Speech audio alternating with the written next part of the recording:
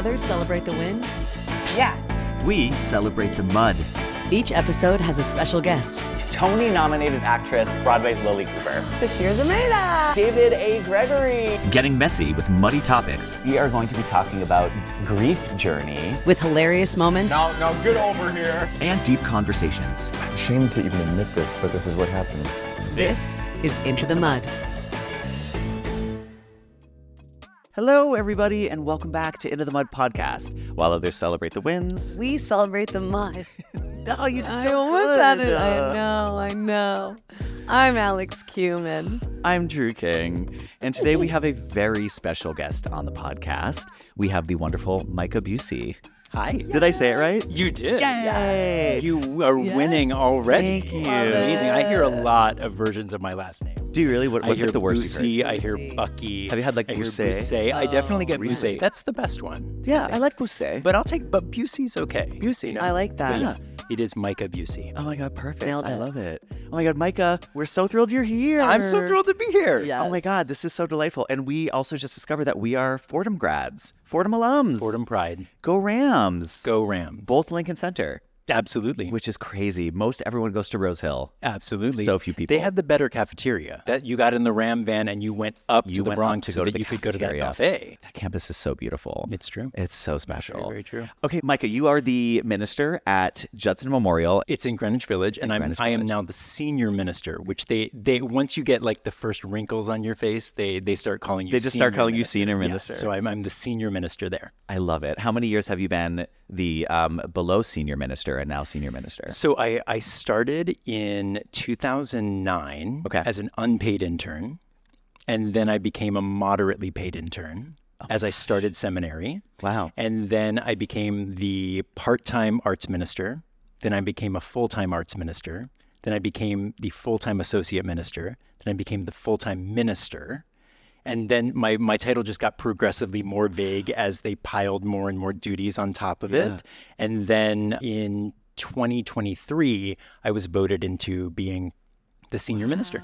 Wow. Voted in by the community, I'm assuming. Yes, it's a congregationally run church, so they, run everything democratically. And so I went through a process of about 6 months of a search committee that had been designated by the larger congregation, asking me a lot of questions. I think that there were a few dozen other candidates, and we danced around for a while and tested whether this was going to work, and we discerned. And then in June of 2023, I became the senior minister. Congratulations. Thank you. So incredibly exciting. Thank you. And you are wearing the best outfit in the universe. Thank have you your- so much. It's incredible. Yes, top you have to glitter bottom. on. You have your beautiful nails. You're wearing a Lana true. Del Rey fan jacket. Absolutely. And to top it off, you have your clerical collar. It is true. I feel like I try to balance the clerical collar with Lana Del Rey merch love it. whenever possible. I love it. but We need to hear, because right before we started recording, you were telling me about the glitter. So talk to me about the glitter. Absolutely. So Because it's- I don't know if you can tell in the camera, it's like perfect. It doesn't it's just, always- it no, doesn't it's so always perfect, read, you though. know? Beautiful. And he also gave us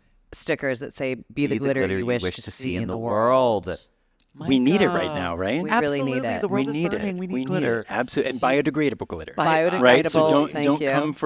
don't come for the three of us. No. It's not little bits of plastic. It's Biodegradable. biodegradable. Yep. And so you said you have a bowl of it in your office. I have a big bowl of biodegradable glitter in my office. It started out, I think about it spiritually and even theologically. I think that glitter, besides being a big way to show queerness out in the world and make it visible, and especially when I'm wearing something as scary as a clergy collar, where people you're wearing clergy drag, so people are already kind of putting their own narrative on you. Yeah. I feel like when you balance it with some painted nails, with some glitter, then people are sort of like so disoriented that they want to know what's happening. It's a great conversation starter. But for me, basically, the idea is like I get glitter on my hands because I think of the work of spirituality, of Christianity, of following Jesus as being something where you get your palms messy with the work of justice. And so I get my palms messy, and then I get some on myself, and then I leave a trail of glitter wherever I go. And it's like, it brightens somebody's day while we're all kind of spinning in the muck of all the horrors that are happening around us. Yes. I like to think that like if there's a little trail of glitter down, West 4th Street, that somebody is sort of like, okay, there's a little bright light in the There's world. some shine. I want to read your own personal introduction from your website because I think it's such a beautiful way to describe you. Okay. To kind of like put all of that in a nutshell. You write, I'm a passionately progressive faith leader, a flaming fairy, and an enthusiastic fan who writes, speaks, and extravagantly celebrates the intersections between expansive spirituality, radical social justice, and unfettered creativity. Beautiful. Thank you. That is a beautifully, beautifully written bio. Thank you. And one that doesn't match a lot of ministers. No. I want to ask two things about that. So for folks who are not, because I grew up so anti-religion. My dad is Jewish. My mom is Eastern Orthodox Lebanese. There was no religion happening in my house at all. So I feel like a child sometimes when it comes to like, what does a minister do? Like I didn't grow up in church. We didn't go like, so what, because you said you started in many different roles and you sort of progressed up. You said arts minister at one point, which I've never heard of. Yeah. What is an arts minister? And then what are your duties now as minister? Okay. So we're gonna make a deal right now, Yeah, right? what's the Because deal? I can give a lot of layers of context to a lot of things. Yeah. So I'm gonna just rely on you. If I'm giving too much context for anything, you just like look at me and just be like, okay, No. move it along. We love it. 'Cause We love it. I grew up the child of a preacher in Northeast Ohio, and I loved theater. I loved art. I loved church because it was a safe place for me as a queer little kid, which it took me a long time to realize that was not what people's experience was by and large. And Were you out and queer as a kid? I wasn't out. I am just old enough that I missed the kind of, the part where kids could come out earlier, in kind of, middle school, high school. So, but I was very, very queer. And what I remember is that my pastor father, my, teacher mother, and this congregation that circled around them and was supporting them as, their leader and his partner, when they birthed this kind of very, very queer child, there seemed to be no question. Wow. It was sort of like that I was beloved. And when I was saying things like, I want to be a girl, there was curiosity. There was actually loving embrace and curiosity that would ask me, well, what makes you think that? And for me at that time, being a girl meant actual freedom. I am non-binary in many, many ways. But at that time where the strictures and structures of being a boy were so prevalent and being put on me, I was saying I want to be a girl because I wanted to be out of those confines. Interesting. And that church congregation met me right there and basically were like, we're just going to ask a lot of questions and guide you through this. And so it took me becoming an adult and becoming a minister and talking to a lot of particularly queer people who had horrific, damaging relationships with congregations, with pastor fathers, with parents in general, to really think like, oh, my experience was not the norm. And so I take it very seriously that in this role now, it is my duty to be very, very visibly queer and a Christian minister. It is my duty to spend and pay forward the freedom that I was offered by that congregation now to do what I call, like soul repair for people who have been hurt by religion, which is actually all of us. Yes. But I think that also the soul repair that I want to do is not because I want people to be Christian. I don't have any interest in people being Christian or converting to something. It's not about people needing religion. I think that because religion is just a thing that is in the world, we cannot get rid of it. We have kind of a God-shaped hole in the world that we want to fill. Some of us fill it with beautiful art. Some of us fill it with our organizing and activism. Some of us fill it by actually going to church or synagogue or the mosque or whatever. But all of us want to fill that kind of void where we're dealing with death and mystery and trying to figure out how to be in the world. But I feel like there is a real dearth of people out there who can be visible and say, I have enough privilege. I have had enough people in my life like affirming me that I'm going to spend that all so that I can hopefully repair a little bit of the true damage that religion has done to so many, many people. 10 out of 10. Great answer. And perfect segue. Really nailed it. Perfect segue. All right, where are we going now? Because we are here primarily, we want to dig into theology and spirituality, but primarily we wanted to have a conversation about the way that Christianity is being weaponized in America today. You are a huge social justice advocate. I did see a picture of you getting arrested at an ICE raid. Was it an ICE raid? So it wasn't an ICE raid. Okay. It was a planned protest at 26 Federal Plaza. Okay, yes. Where around 50 of us were arrested trying to block the exit where usually vans will leave to take detained human beings and disappear them into wherever they want to disappear them into. So it was an orchestrated and very beautifully planned action that I was not a part of the structure of the planning. And so I just celebrate these folks that 10 electeds went into the building demanding to be let into the 10th floor, where right now we still know that people are being detained in like incredibly inhumane conditions. So the idea was that they would go inside and they would demand to be taken there so that they could see the 10th floor, which they have a legal right to do. And that around 50 of us outside would block where the vans would leave. And then all of us ended up getting arrested. Wow. Let's just to dial it back a little bit. Yeah. Similar to what Alex said, I wasn't really raised super religious, but I had my first communion, never had my confirmation. I was the only one of my siblings that did not have my confirmation. But we were like, at one point we were like Christian, and then we were kind of Protestant because we lived in not the parish. What is it? The parsonage? The parsonage. We rented the parsonage when I was a kid. So like we just went to the church across the street. But my parents never said, you have to do this. You have to go to church. So I don't necessarily feel like I was wounded by religion in a way that a lot of my friends who are queer and religious were. But point being, I went to a Jesuit university. So did you. Hi, Fordham. And one of my favorite things unexpectedly for me about the Fordham education was the core curriculum and the theology requirements. I never imagined going to university and taking courses in theology. And Fordham was so lovely that it wasn't you can only take courses on Christianity. It was you can take a course on whatever you want. So I took a Buddhism course, this amazing class on I took this one in Spain. When Jews, we studied Christians, and Jews, Muslims Christians, in the and Iberian Muslims. Peninsula. Yes. It's my favorite class I've ever taken in my Me life, and too. also blew my mind. We both Blew my studied abroad mind. in Seville, and love we took it. the same. Were we in the same We class? were in the same class. Yeah. I loved Jews, it. Christians, It was and the Muslims. first. Oh my God, thought I would beautiful. hate it, and I was like, "Oh, Best class. Wait, this is amazing." So I, and you as well, like have a deep, deep fascination and curiosity about spirituality and theology and Christianity. And many of my friends are, that were raised in the South, come from very Christian families. And through them, I have discovered like the beautiful core tenets of religion and what many common denominators are between all of these varying different religions.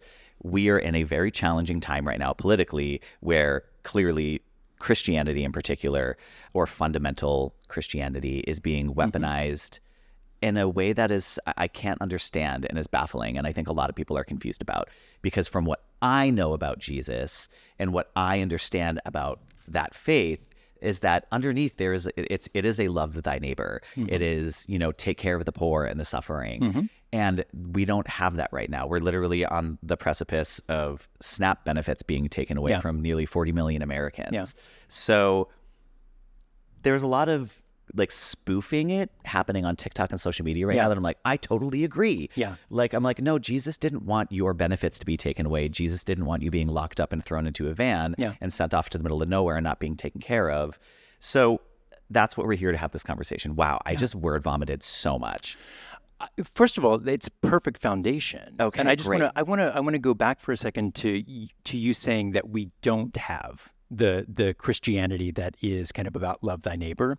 And I think it's very important to nuance it, because it makes sense to me why you said it like that, right? Talk to me. The issue for me is we do have it.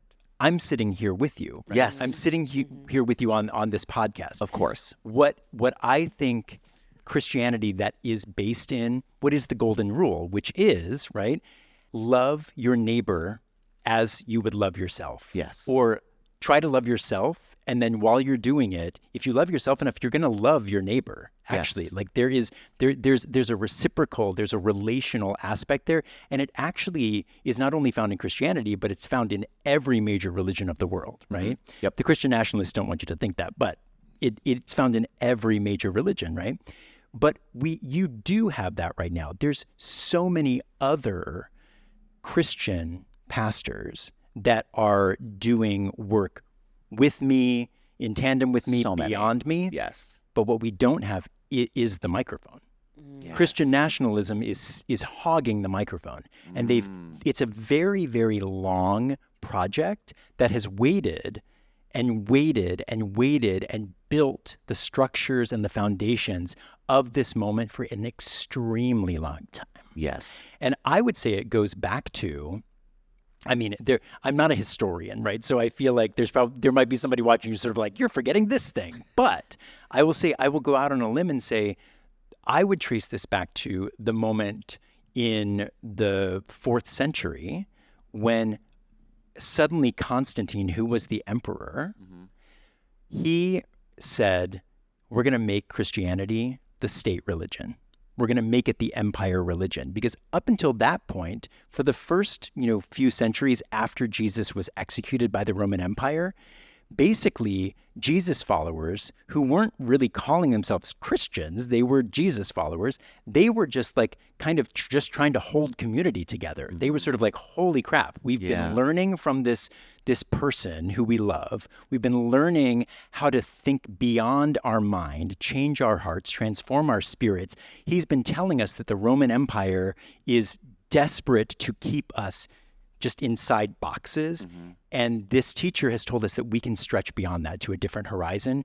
So what did the Roman Empire do? The Roman Empire did what empires always do. They killed the thing at the root. They killed the teacher.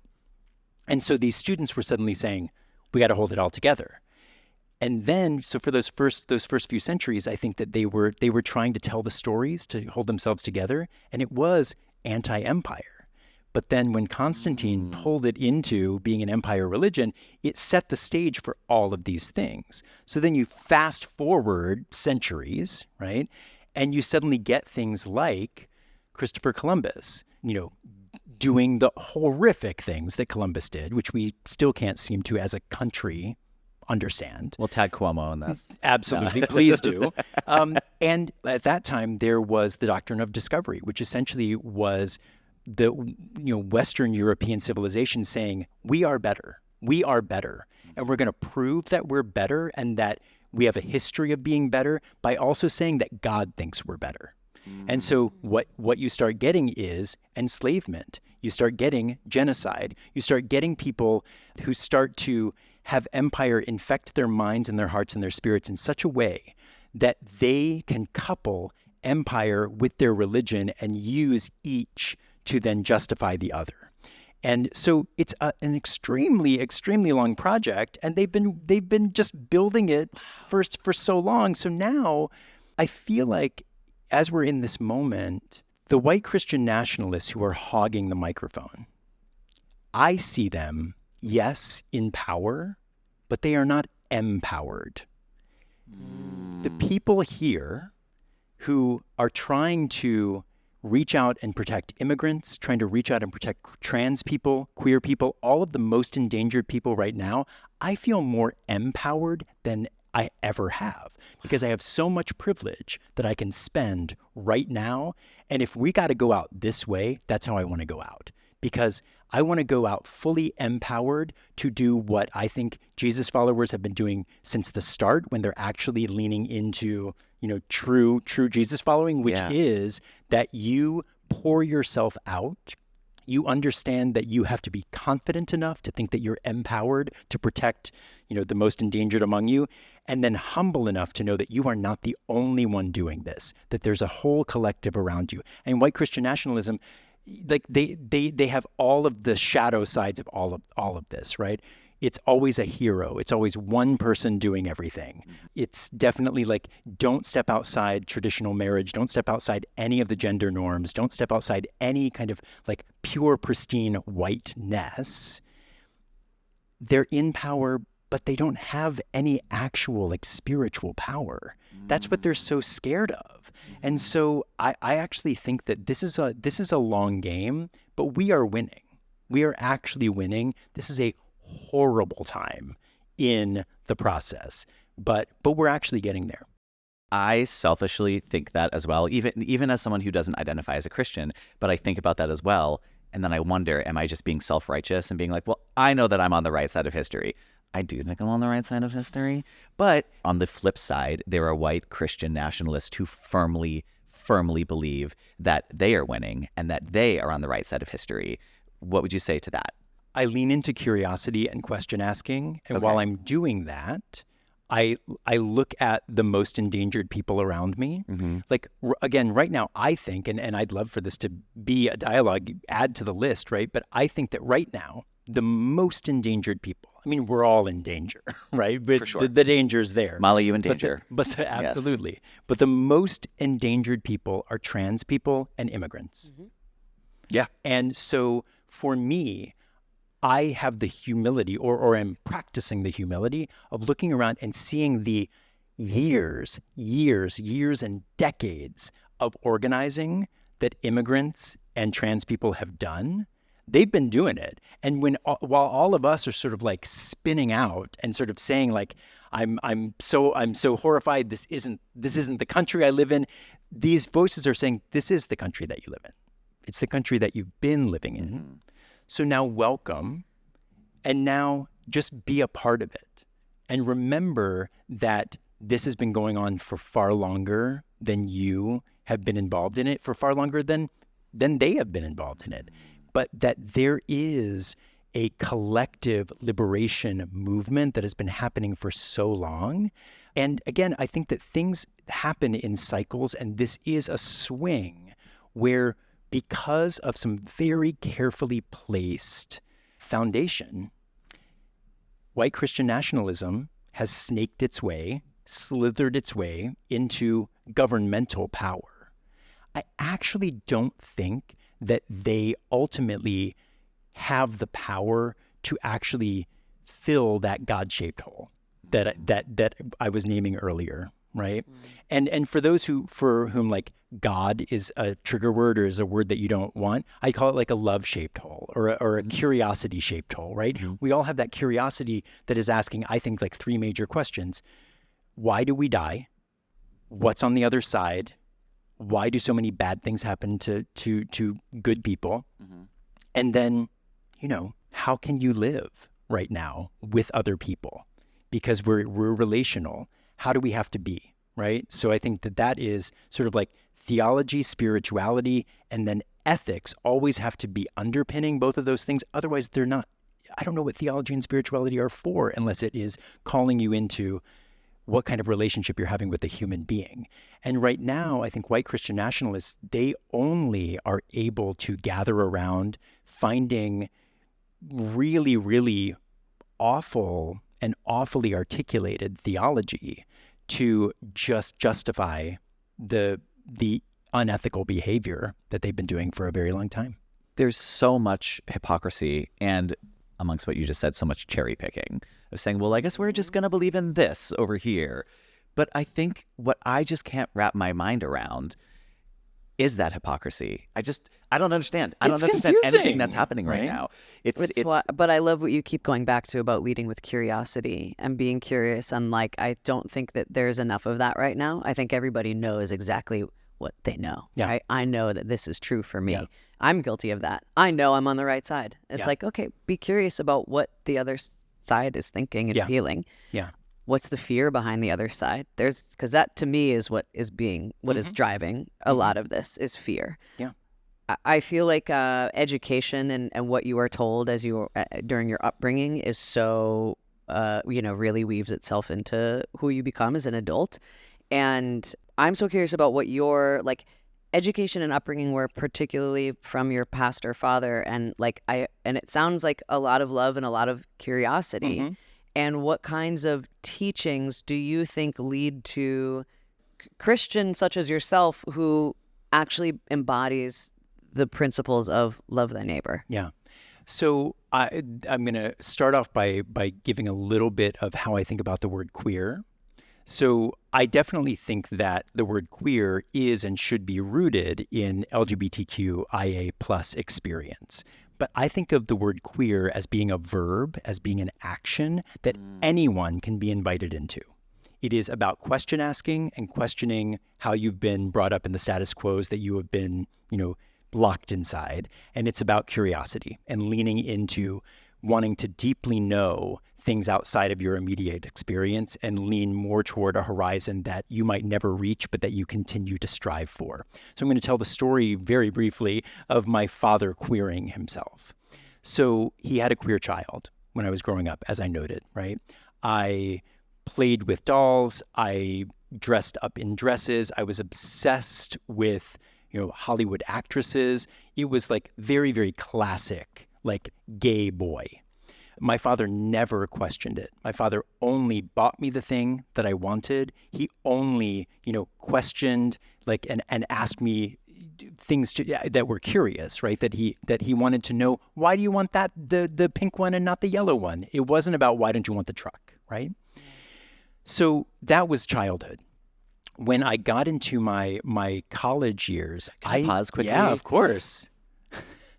It blows my mind. Yeah, What was it about your father? I mean, your father just sounds like an incredible, loving man of faith and of Jesus.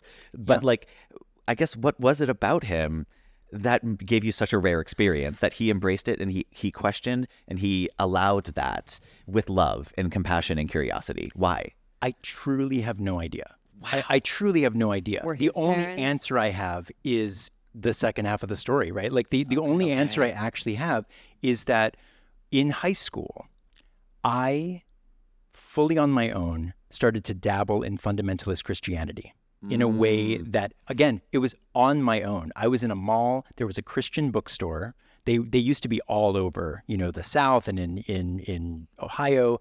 And I stumbled in and I started to read really fundamentalist Christian texts. I also got really into contemporary Christian music, which is super embarrassing. I know. I went through that chapter as well. Super embarrassing. I did as well. You're not alone. But what's amazing about that, right, is that they have such an amazing plan.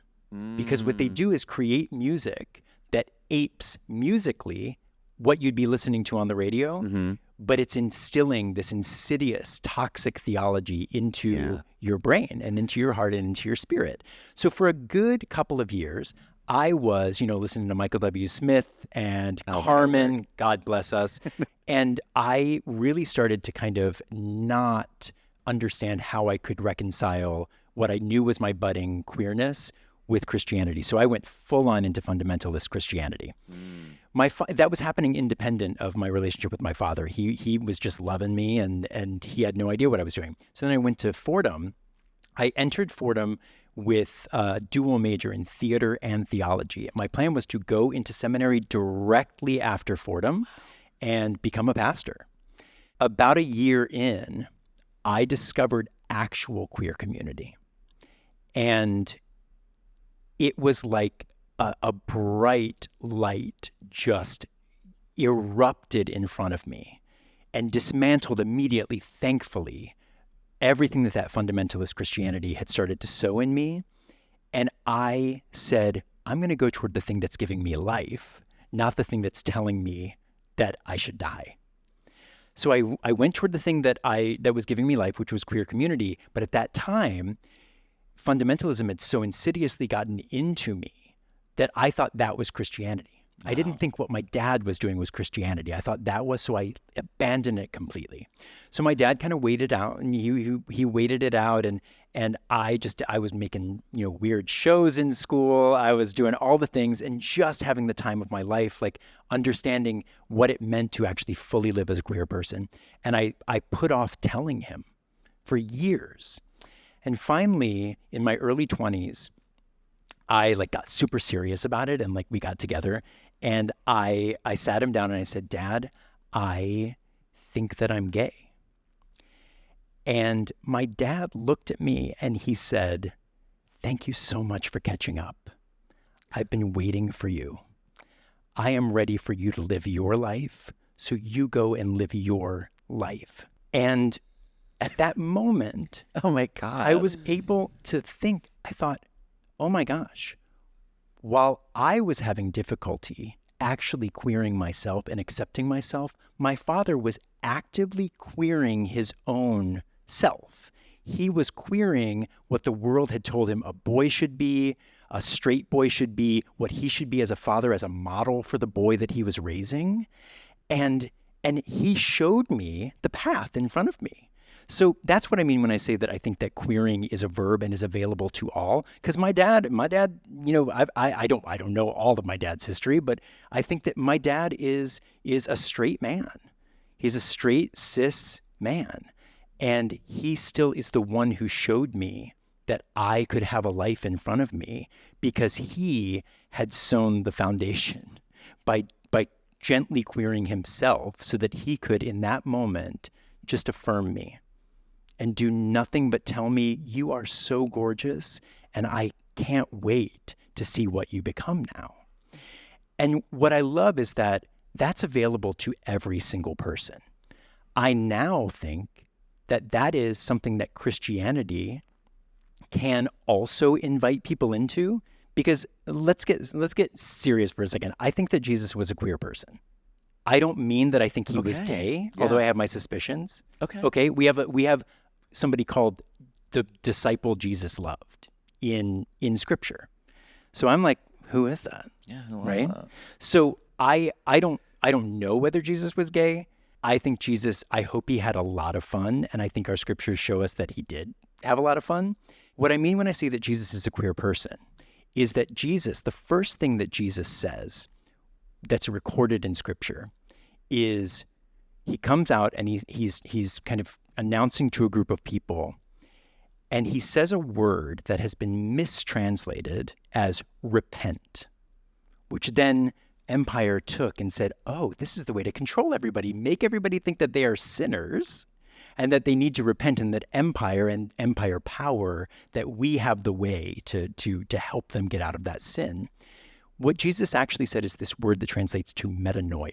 It's a word that actually means change your mind, go beyond your mind. So what he's saying is go beyond what you thought you had to be. Go beyond what empire is telling you you have to be, because you can be so much more than that. Break through the chains, break through the boxes, break through the borders and the barriers, and become something fabulous.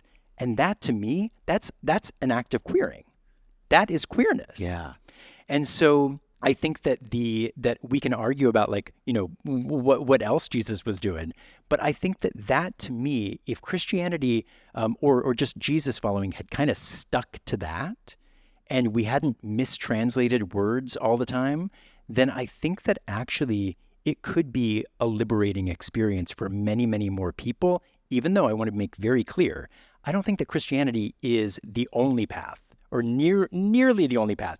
Christianity is my context. It's stories that resonate with me. It's stories that empower me. I want whatever story empowers people to be the story that they lean into, whether that is their Jewish roots, whether that's their Muslim roots, whether that is their queer community roots, whether that's, you know, I don't know, Hello Dolly, you know, the script of that. If that is something liberating, I don't know. I somehow Had a knew. feeling. Like, whatever it is, like, we are made of stories, right? We tell stories in order to continue to make community and in order to survive. But so many of the stories now are used not well. So for me, whenever somebody says, like, I don't believe in God, my first question is, tell me about the God that you don't believe in. And when they describe the God to me that they don't believe in, I'm like, well, I don't believe in that one either. Because you heard a story, and then you internalized a story, and that God was probably something akin to, like, your punishing father who, you know, thinks that you're a sinner, who thinks and so we internalize these stories. And so for me, when I talk to the congregation at Judson, you know, I always say, like, no matter how you are accepting a story, like, just make sure that you're using it well. Don't hurt yourself and don't hurt other people with it. Mm-hmm. Oh my God. Do you want to run for president? Yeah. Or your dad. I do not have the constitution to be president. Maybe alderman? I mean, you're doing the work anyways. I want to come to church. Oh Yeah. my God, so many things to say. Yeah, I think wow. I'm with you on that front because this is why I wanted to have this conversation about theology and about spirituality, because in whatever way you choose to define it, whatever, school or camp or sect you fall into when it comes to your like religious or spiritual beliefs or lack thereof, I don't know. I think I've had too many moments in life, I'm sure we all have, where you're like, oh my God, this thing that's, I don't know, for example, I did this whole tour of national parks with my brother and just like looking at the stars, looking at these pristine, gorgeous mountain lakes or that like breathtaking sunset. I was like, this to me is God. This is what spirituality means to me, is that like this thing is so beautiful and so pristine and has to come from another source of divinity that I can't really quite wrap my head or brain around. But like this to me feels like what I would understand Jesus or God or religion to be. I think that's where I'm so confused right now, where I'm like, whoa, how do we go from what I'm seeing on Fox News compared to the beautiful 250-year-old tree that I'm seeing in Sequoia National Park? Like, how did we get from there all the way to let's lock up the kids? Because they don't have any awe. They don't have any sense of wonder. That is so heartbreaking. While we're at it, they don't have any aesthetics either. And we should talk about that, Yes. right? You like I'll look give at that. these rallies and things and you're sort of like, I mean, come on, there are no good aesthetics. But tying it to like, there is no sense of awe or wonder. They have shrunk God to be the size of them, to be the shape of them. And I think that that's a danger for all of us. But I think, to what you're describing really resonates with me, because I think that we've created the word God to really describe something that is fully indescribable. So you correct me if I'm misinterpreting what you're saying, but you were in these national parks, you're looking at these natural wonders, and they fill you with awe and wonder because you cannot imagine how it was made, how it exists, how you can be feeling this indescribable feeling in your body when you're witnessing it. And we've taken experiences like that, and because they're so mysterious, we as humans naturally have to tell a story about it. We have to create a narrative so that we can kind of make some meaning of it. So for some of us, we've called that God is this larger thing. But then the danger, I feel like, is always that if you make God into actually a petty human sized, entity, then that God's always going to hate the same people that you hate, is going to want to get rid of the same people that you want to get rid of, and is no longer even a part of those cosmos or the thing that actually gave you awe in the first place. And I think that there actually is no humility involved with white Christian nationalism, because if you have the right answer, then you don't need to be humble. You can fully lean into confidence, and you don't need to be filled with wonder about anything. You don't need to be filled with awe about anything. I think they tell themselves some stories about it, but in action, actually, like if you were so filled with wonder and so filled with awe that you knew there was something actually larger than you, then you would never, ever say the things that are being said about trans people. You would never, ever do the things that are being done to immigrants right now. I look at particularly trans people, and the thing that I think makes white Christian nationalists so scared of trans people is that they are doing exactly what I just described Jesus as doing. They are saying, you can be more than the story and even the biology that has been put on you. You can make a different choice. You can, in fact, make a different choice every single day. You can keep becoming yourself your entire life until this life on this plane is over. And that terrifies people who want to just be comforted by being inside these strict boxes. But I think that for me, I have no real definition of God. But I think that it always comes down to humility and confidence. That I feel like when I actually lean into wondering what this God force or this love force is asking of me, this indescribable churning force that is actually alive in the world, no matter how much we want to deny it, it pulls me into finding a balance between being humbled and understanding that I don't have all the answers, and being confident enough that I have a part to play in bending the moral arc of the universe.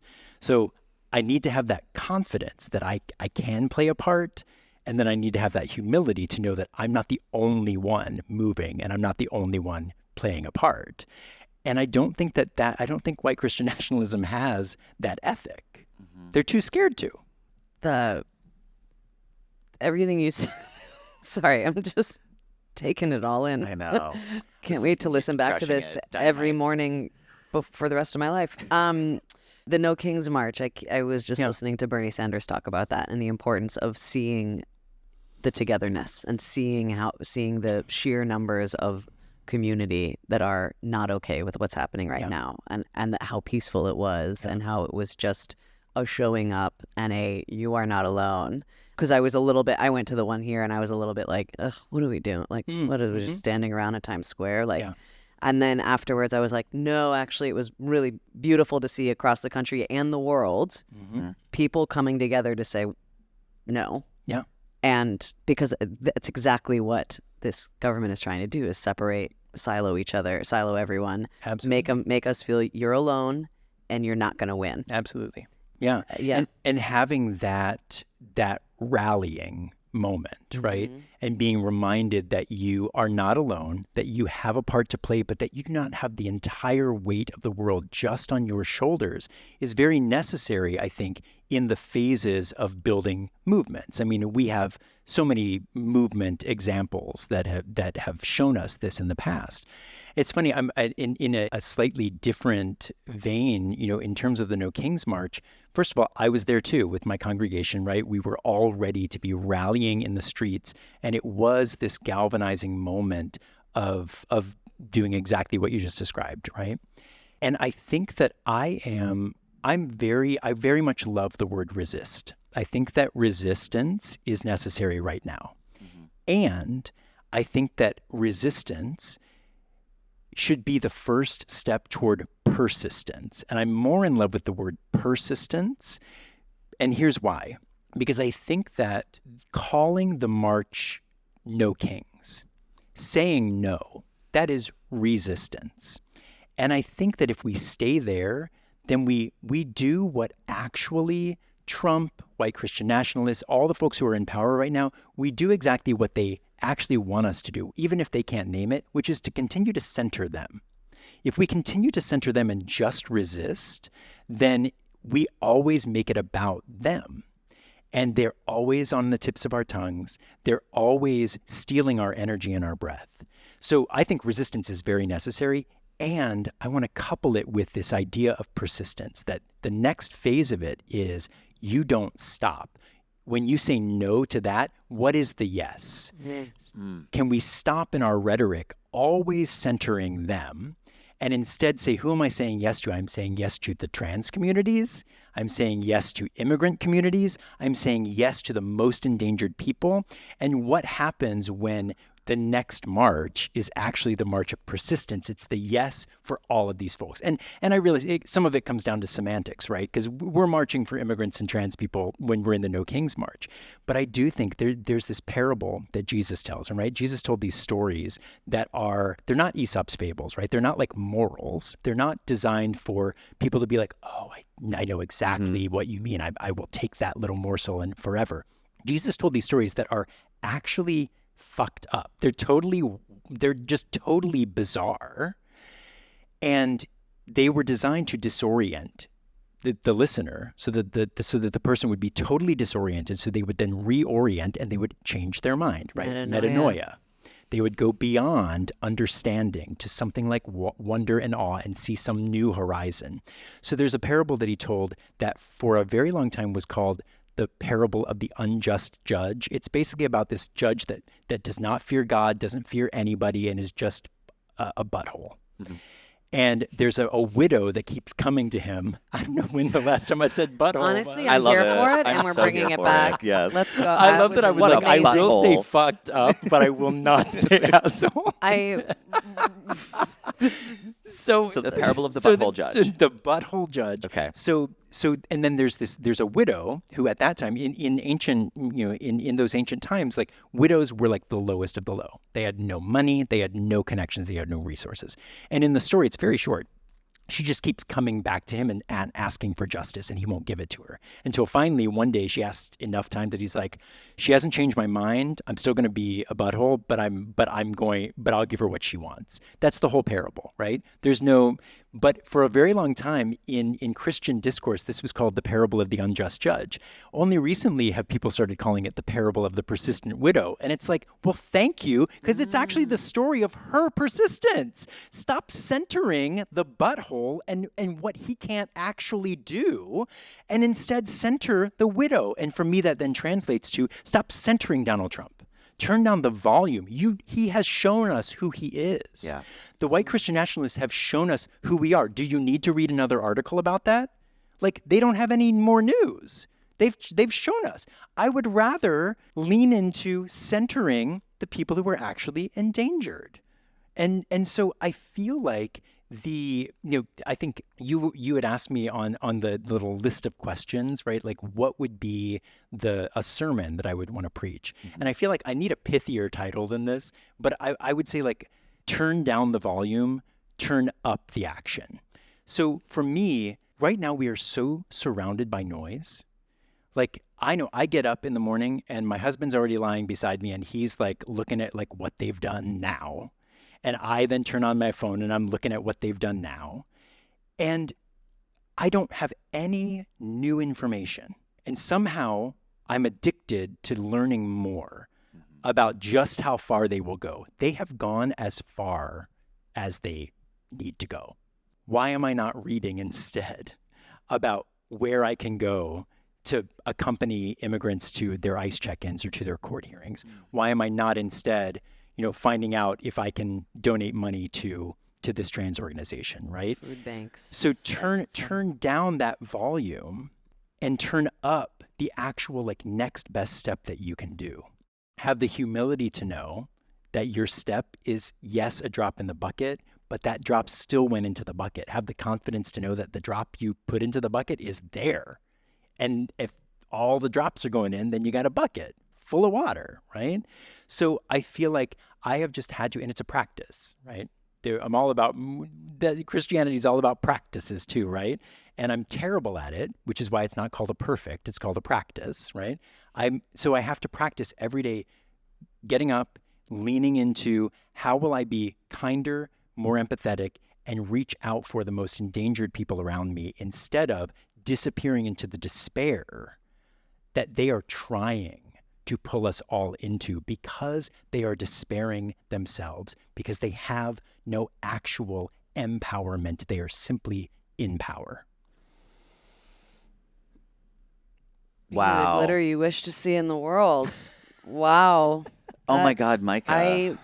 My mind is blown and on so many levels right now. This is incredible. We have to wrap up. I hate this. I know. I mean, that feels like the perfect place to do it, but do you have any last questions? Do you have any last things that you wanted to say? You're very good preppers. Oh, thank you. I was so grateful. Well, thank you for just being really perfect. Because I also want to ask specifically can we go to your church? Sure. And what's interesting, I mean, first of all, I want to do a shout out to Judson because my father, of course, has shaped me into the person that I am. But Judson over the last, 15-ish years has really shaped me in terms of how humbly, confidently I can just be who I am. I think Judson really thrives on authenticity and messiness. I love that this is called Into the Mud because I think that that's also like Judson finds its sweet spot in that muddy space where there's still glitter. There's still like a lotus being brought into existence. Mm-hmm. You get it. You got it. No And we find that at the intersection of, what I said in my bio, right? Like expansive spirituality, radical social justice seeking, and unfettered, uncensored creativity. That's why at Judson, we have always thought that activists and organizers and artists are the potential prophets of our day because they show us where we've been, they show us who we are, they show us what we can become.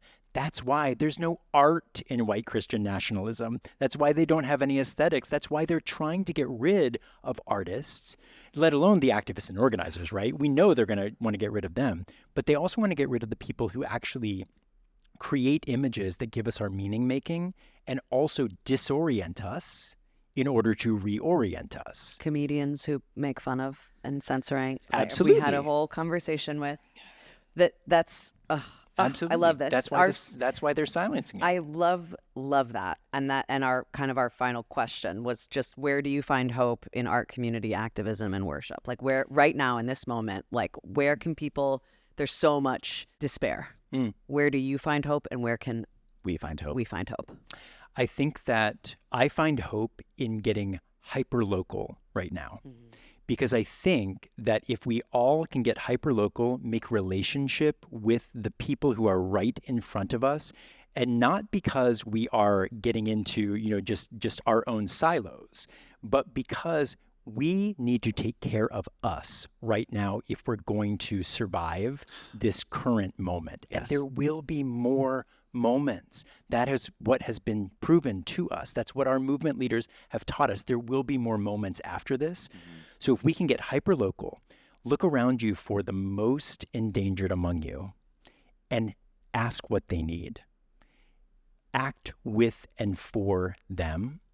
I think that hope just starts to be made. It just starts to bubble up there. So the three things that I always say to my congregation are find your community, reach out for the most endangered and connect with them, and don't let your heart rot. Empire is depending on our hearts rotting. And I think it is the most radical thing to do right now, to refuse to let our hearts rot. I don't want to read what they're doing because it makes my heart rot when I'm reading it. I spend too much time centering them and starting to hate them, when actually what I could do is reach out for the folks at Black Trans Liberation Kitchen, which is housed at Judson, and say, how can we better serve you? Or to Meets Lally, an immigrant justice organization at Judson, and say to them, how can I get more involved? That's the way that I start to pick away at the crust that is starting to rot my heart, and instead leans me into not only activism and organizing, but joy. Actual joy, actual co-creation with human beings who are also hopefully not letting their hearts rot. Beautiful. How long did you study for this episode? I- You could get perfect answers, You and nailed it so hard. Everything. We're kind of speechless back right to now. this, and I'm like, yeah, I'm not usually speechless. Well, at the risk of going long, I just want to say I'm so grateful that the two of you are interested in this, because curiosity is my thing, right? But I think that there's a dearth of curiosity about Christian leaders, even ones with painted nails and glitter and whatever, because of so much pain, right? Because of so much hurt that actually, particularly the Christian church, needs to answer for. And so I do hope that when these conversations happen, and when two people who I'm just meeting today, are sort of like, should we have the minister on? Should we talk about this?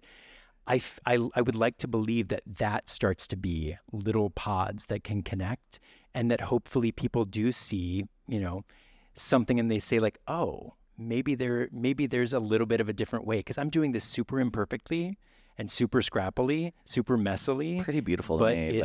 but This is scrappy for you. But I think if we don't have the curiosity about it, then we've got nothing. Yeah.